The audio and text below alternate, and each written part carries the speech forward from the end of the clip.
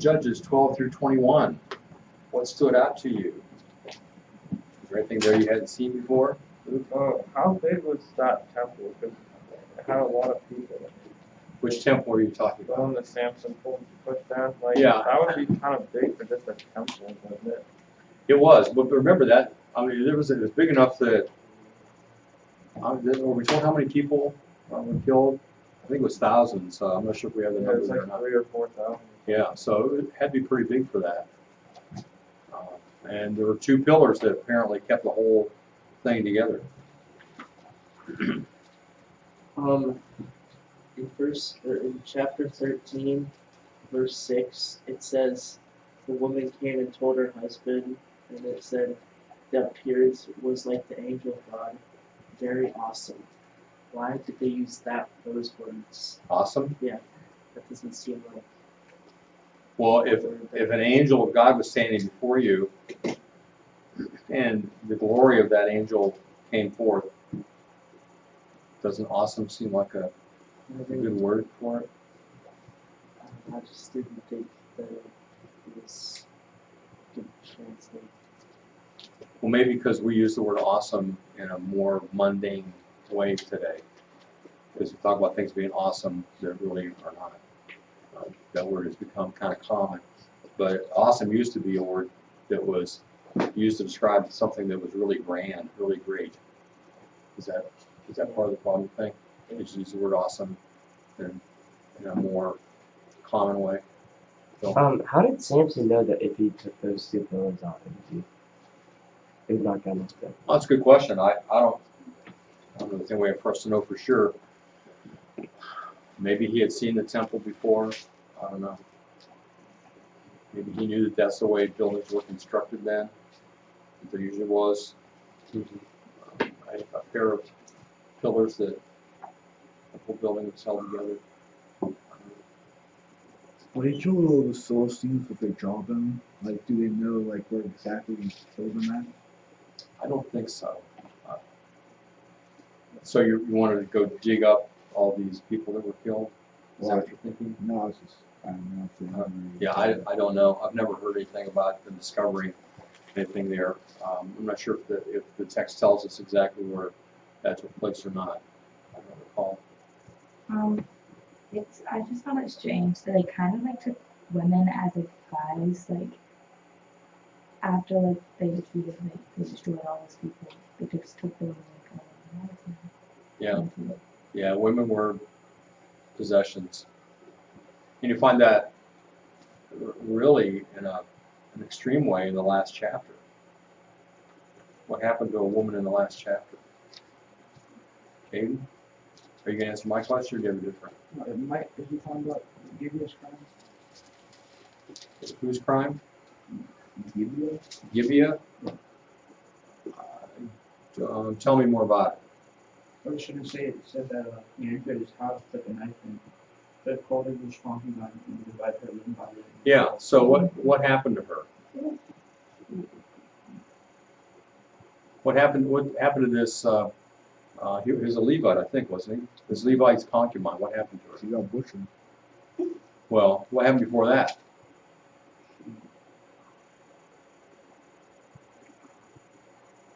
What was the circumstance? What had occurred? The Levite was in a city, and he was taken into a home, but the people were clamoring for him, and so he threw his concubine out to them and let them ravish her all night long and dumped her off at the doorstep, and she died.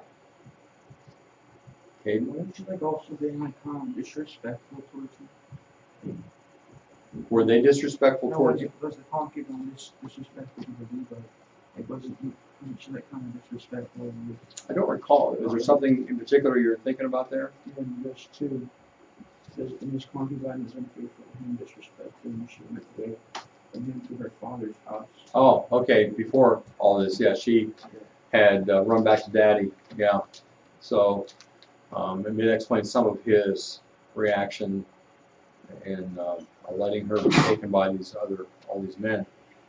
And so, well, somebody already read that he cut her up What did he do with all the pieces? Bill, what did he do with all the pieces? I don't remember, I'm trying to remember. It's pretty astounding stuff. Jake, what did he do? Didn't he cast her all over the place? What do you mean? Just like, Just found in the backyard, just didn't he like scatter her around? where? I don't remember who he scattered her. Where'd he scatter it? Girls, you guys know? All right, you all read this though. Joel? Throughout Israel. All throughout Israel. Why?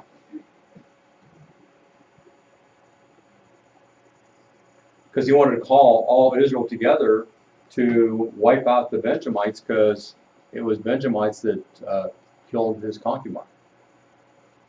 So it's a pretty gruesome end to the book, and pretty outstanding material for most of you to not have noticed. All right, so and that's when the book ends, with that terrible situation. So it gives us an idea of how bad it was in the land of Canaan, the promised land, the land that was supposed to be governed by God, and yet it doesn't look that way at all, the way people were responding. All right, we're going to watch a video now from Drive-Through History. Have you ever seen Drive-Through History videos with Dave Stotts? He's good. He takes us in different parts of the world, especially related to biblical themes and ideas, and shows us some interesting facts there. And he's really got a good sense of humor too, so he always makes it somewhat funny. So we're going to watch a little bit about the area where the Hittites lived, since we've just been talking about them in Asia Minor, and also he'll be talking about David. So let's view this together.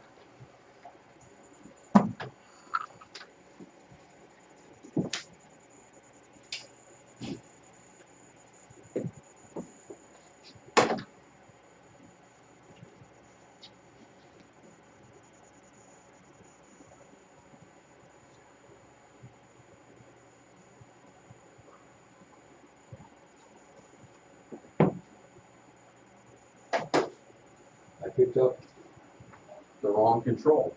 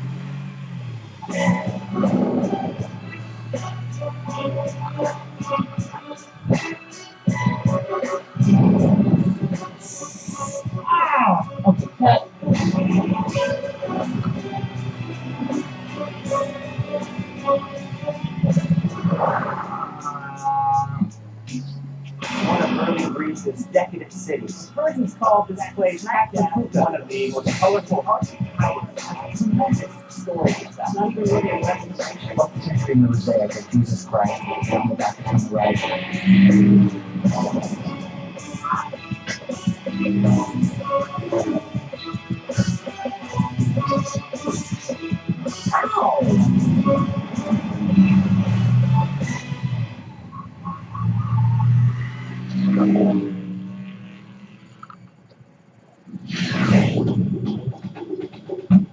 Turkey is a historically crucial global crossroads where truly East meets West.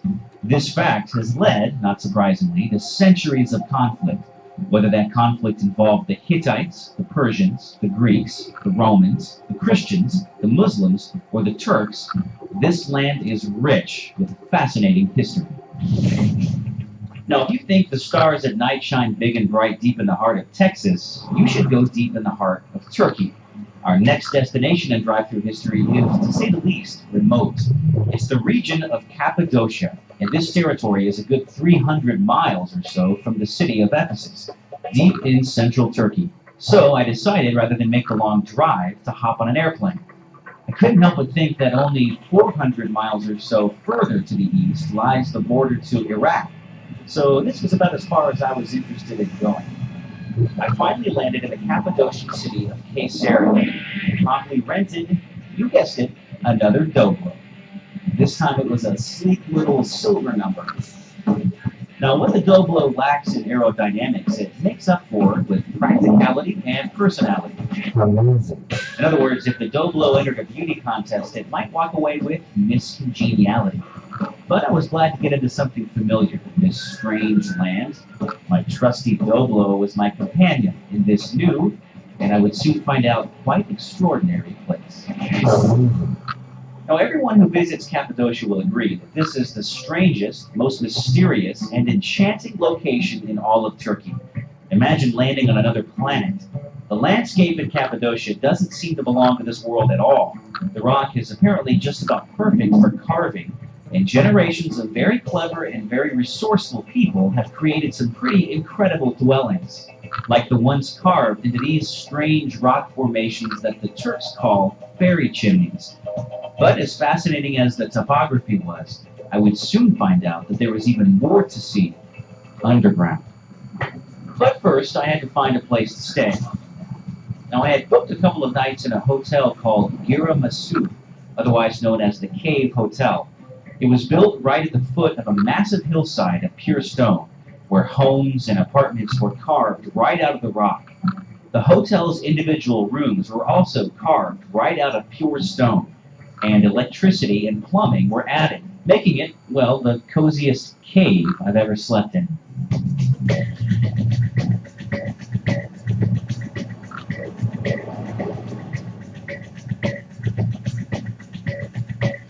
Just outside of Cappadocia here in central Turkey, in a place the Turks call Imagination Valley. These ancient, strange, protruding rock formations come straight out of the ground like this. It's amazing. Defies the mind how these things were formed. They say some of them resemble shapes, like they've got a camel here. They say the Virgin Mary is back there somewhere. They've got a duck. And they say if you sit here long enough, you can use your imagination to pretty much see whatever you want to see. Now, what's interesting about this part of Cappadocia is that there's a set of caves way up on a cliff. They say that the ancient group called the Hittites lived. Now, the Hittites settled this area some 4,000 years ago. And scholars, interestingly, ridiculed the mention of the ancient Hittites in the Old Testament of the Bible. So did the Hittites ever really exist? And how, if they existed at all, did they end up in this remote region of central Turkey? I meant to do that. As far back as its history can be determined, this region was the first gateway from the civilized east into the unsettled west. Way over to the east, which is now present-day Iraq, was Mesopotamia, the cradle of civilization, historians have called it. But as with all civilizations, some of the people there were either pushed out or chose to leave. A lot of them headed down south and built that next great civilization, Egypt. But we also know that there was more to the ancient world than just Mesopotamia and Egypt. There were some adventuresome and enterprising types that didn't hang a left at the top of what we now call the Fertile Crescent, but instead continued west into this region. And though they did not leave extensive written records and monuments on the scale of the Egyptians, the people that settled this part of the ancient world may have had as big an impact on history as anyone. That is, if they ever existed. The Bible mentions the Hittites in several places. The very word Hittite is a variation of the word Hethite, or children of Heth, who was, according to Genesis chapter 10, a descendant of Noah. In Genesis 15, these Hethites were a people who inhabited the land of Canaan. Abraham bought the family burial cave from Ephron the Hittite. Later in Genesis, Esau's wives are labeled as Hittites, and in 1 Kings 10:29, it's recorded that the Hittites purchased chariots and horses from King Solomon. But since the existence of these Hittites was known only from scanty mentions in the Hebrew scriptures, many scholars were skeptical that they ever existed at all. Just where was the archaeological evidence? But in the late 19th century, Egyptian and Assyrian inscriptions were unearthed that showed correspondence between these empires, and, you guessed it, the Hittites, proving not only the existence, but the strength and power of this long-forgotten people. The Hittites were suddenly back on the historical map, showing once again that the Bible is a repository of useful and reliable history. You might be surprised, actually, how remarkably detailed some ancient descriptions of the Hittites were. Both their own and Egyptian monuments describe them as, well, ugly, with yellow skin, black hair, receding foreheads, oblique eyes, and protruding upper jaws. Clearly, these are people you didn't want to mess around with. But you can't always believe everything you read. These descriptions sound a little bit like the jealous fear of a neighboring empire, because the Hittites were a people to be respected and feared because of their strength and ingenuity. They were even good at interior design, seen by the fact that they converted these strange rock formations into their homes. I'm standing on one of Cappadocia's most recognized landmarks. These are the fairy chimneys caused by ancient volcanic eruptions, and then century after century of wind and erosion came through here to create these huge rock spires that seem to just jut straight up out of the earth. Now, the ancient Hittites were the first ones to occupy these things. They carved huge caves out of these fairy chimneys. For one reason, climate control. In the middle of the winter, they stay pretty warm, and in the summertime, the caves stay pretty cool. Now, the history of the fairy chimneys goes all the way back, 4,000 years to the Hittites, but they were just the first ones to occupy these places. Culture after culture moved in, and these have always been a popular place to live here in Cappadocia. Most scholars attribute the Hittites, who occupied this region of Cappadocia, as being the first ones to develop iron into weapons. They made iron swords and iron chariots and used them to fend off their enemies, like the Egyptians or the Mesopotamians. In fact, it made them one of the most important and significant peoples of the ancient world. This is no better seen than in a tablet discovered in Turkey that reveals a peace treaty between a Hittite king and the Egyptian pharaoh Ramesses II. The pharaoh many believe was the one from the book of Exodus. Now, this ancient tablet, over 3,200 years old, is a reminder of the historical value of peace treaties, and it hangs today in, of all places, the United Nations building in New York City. Now, before we finish with the Hittites, there is one more mention of them in the Bible that is noteworthy. In the book of 2 Samuel, we meet a Hittite who was both a fierce warrior and a loyal husband of a beautiful woman. Two of the most interesting characters in the entire Old Testament were extremely close to King David of the Hebrews. Bathsheba, who went on to become David's wife, whose son was King Solomon, and Uriah the Hittite, one of David's fierce warriors, one of his mighty men. King David's mighty men was the most elite fighting force of its time. Uriah, a Hittite who had become a Hebrew, was a soldier in this elite force and was loyal to King David. But while he was away fighting for Israel, David disgracefully committed adultery with Uriah's wife, Bathsheba, conceiving a son. In a desperate cover-up act, David commanded that Uriah be isolated on the front lines of a fierce battle, guaranteeing his death, and David took Bathsheba as his wife. It's one of the most tragic and shameful, but also redemptive stories in all of the Bible. You can read about it in 2 Samuel chapter 11.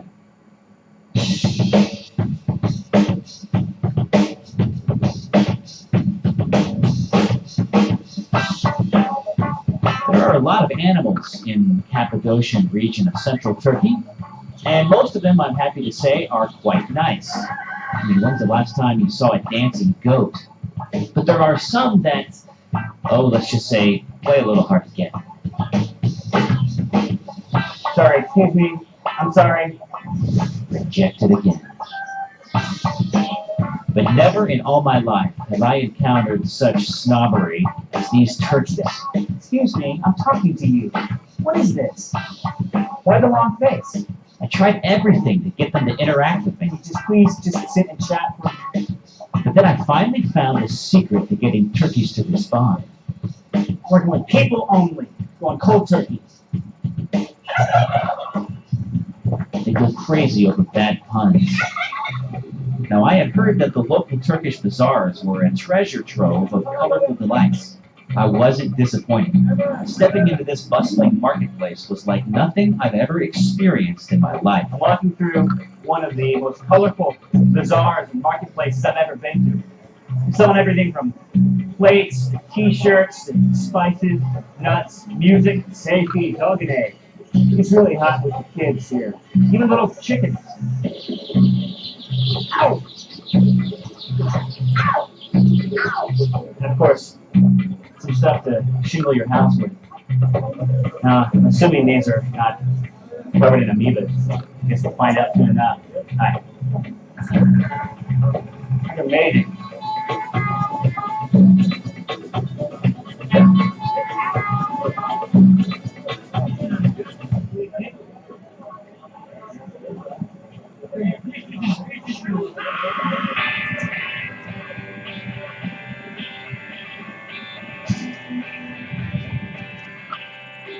Well, I don't know if he got sick from eating that food or not, but he certainly had a hot mouth from that last bite.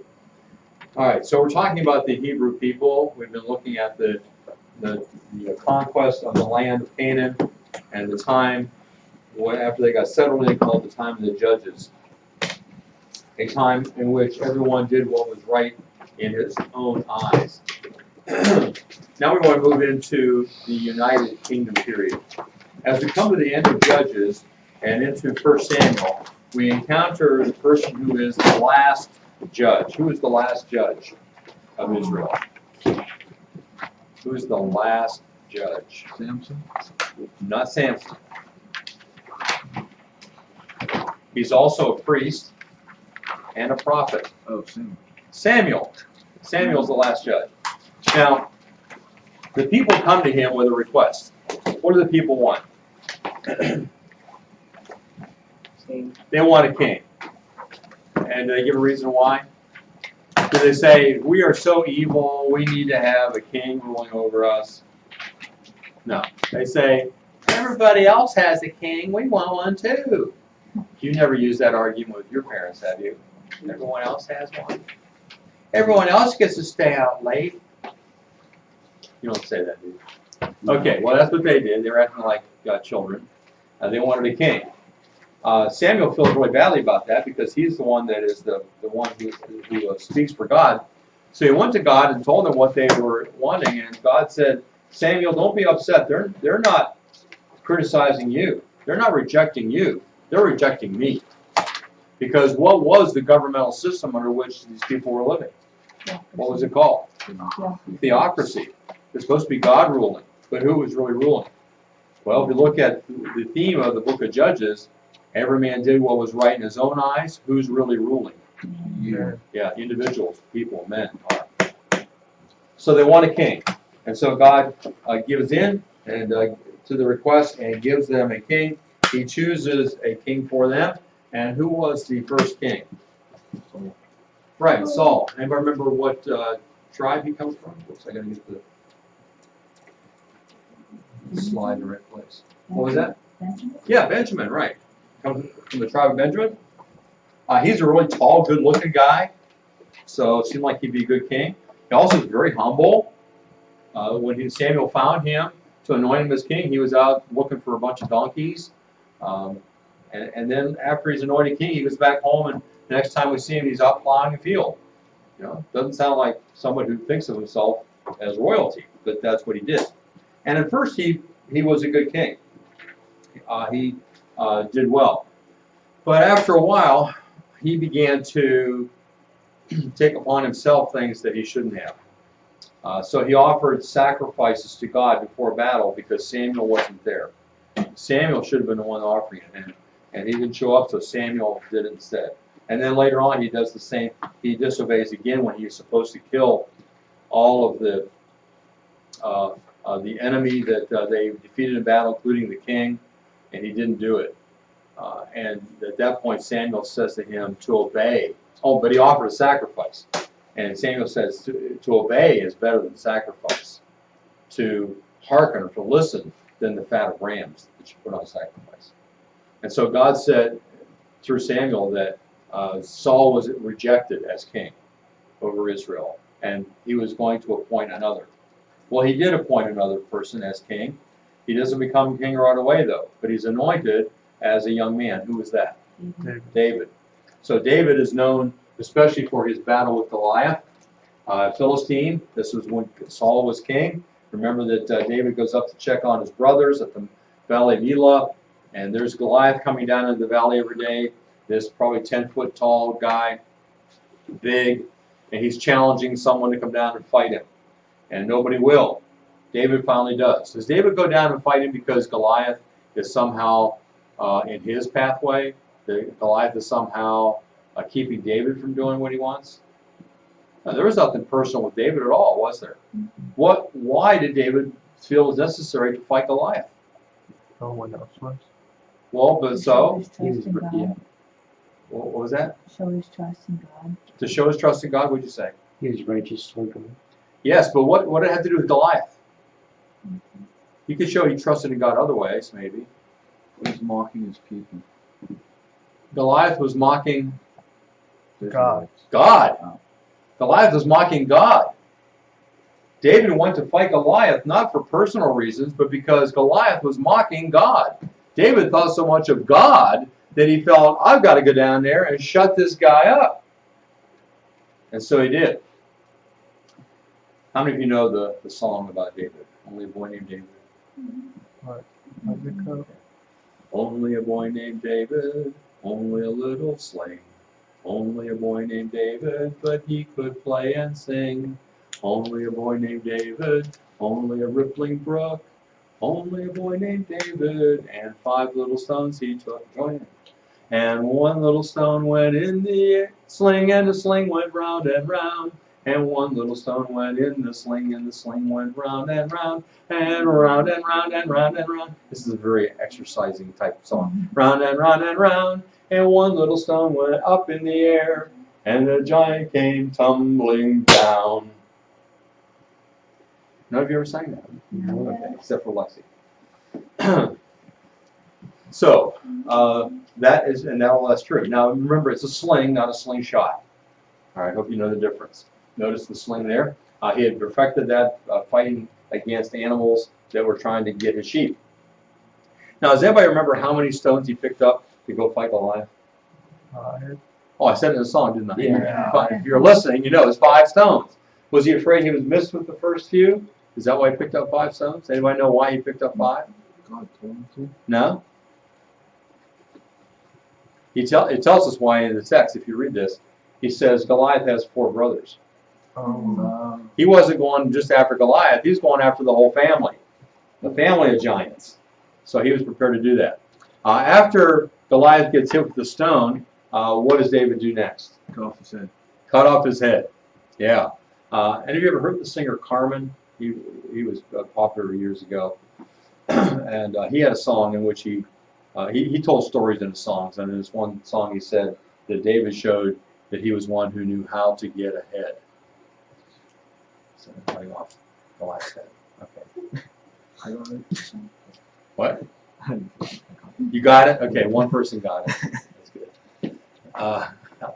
Seemed pretty funny at the time. All right, so David then is chased by Saul. Saul is mad at David. He tries to chase him around, tries to kill him, and there are a lot of interesting things that happen there. We won't go into all the detail of that. But eventually, Saul is killed in battle against the Philistines, and David becomes king. David was anointed as king, not only as a young man, but then later to show he's king over Israel. He captures the city of Jerusalem and makes it the capital city.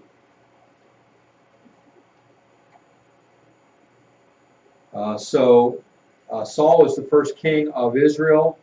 David becomes king just of Judah first, and then the other tribes join in as well. And one of the things that happened during his reign was the Ark of the Covenant was brought back. Remember the Philistines had captured it, and I think we talked before about some of the weird stuff that happened there. and eventually it was brought back to Jerusalem, and David was glad for that. That kind of brought things together. He ruled well. He ruled for a good amount of time and acquired a lot of territory. He broke the Philistine power. He conquered Ammon and Moab, and had a treaty with Phoenicia. So there was a lot of trade going on there. All right, so he was succeeded then when he died by his son Solomon. Right. Solomon is known for building the temple of Solomon. He's known for his wisdom, as you probably remember this event that took place. He had a lot of trade with Phoenicians, a lot of iron, ivory, gold, and silver. He used the cedars of Lebanon to build the temple and his own house as well. His own house was much bigger than the temple, by the way. He had lots of horses, peacocks, all kinds of animals going on in Solomon's reign. He became very wealthy, very well known. Here's a model of the temple in Jerusalem that he built. A grand structure. He also built different gates leading into his cities for protection. I think these are pretty cool. You know, if somebody breaks through this gate, they've got to get through here to get to the inside gate, and there would be soldiers up there to pour down all kinds of stuff on you. Same thing here. This one I think is particularly ingenious. You go through, break through this gate, you got to go through this area, and there are soldiers up on top, and they, you know, arrows, rocks, whatever, and then you got to break through the next gate. So that was pretty ingenious defense. Here are the kingdoms of David and Solomon. You can see, first of all, Saul's kingdom in brown, David and Solomon in blue, and then Solomon also took part of that territory there. All right, for tomorrow, I want you to read an article in your materials called The First Temple, the history of the First Temple. It's kind of long. Read through it and highlight the main points. And also, if you want to do any extra credit work, that's also due tomorrow, and that is by the time you spend reading 1st and 2nd Samuel and 1st and 2nd Kings. Any part of that, if you read that, write down how much time you spend and a few notes on it, you can get extra credit, 5 points a half an hour. Any questions? All right, you're dismissed.